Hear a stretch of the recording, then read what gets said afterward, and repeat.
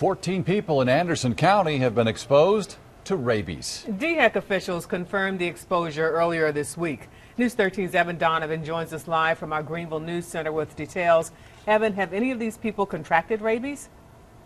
Well, not yet, Darcel, as far as we know, but we do know that they are likely now going through an expensive and uncomfortable treatment for what can be an easily preventable viral disease. Mary Jane's here for blood glucose monitoring. She's a diabetic patient. Dr. Daniel Randall runs the Foothills Veterinary Hospital in Greenville. He says the cost to vaccinate against rabies is small before, but can be very big after. 10 to 20 bucks depending on where you go to get it. And there's different rabies vaccines too. Some rabies vaccines are good for 3 years, and that's the cost for dogs and cats.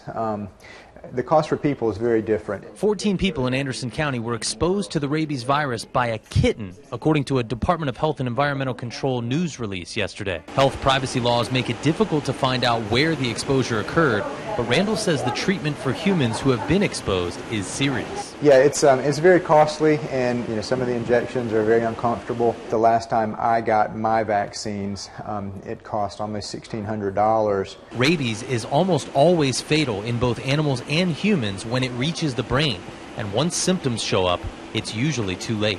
Day 2 here in Mazingi. Randall led a mission trip to Africa last year and has seen just how deadly it can be.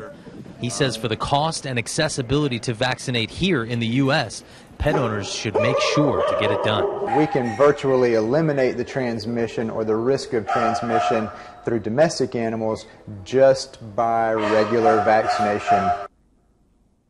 Now, experts say if you see any strange behavior from your pets, particularly anything that might relate to a mental condition or just acting a lot more oddly than usual, you should always be safe and take them to a veterinarian or call your local animal control to get them checked out before it might be too late.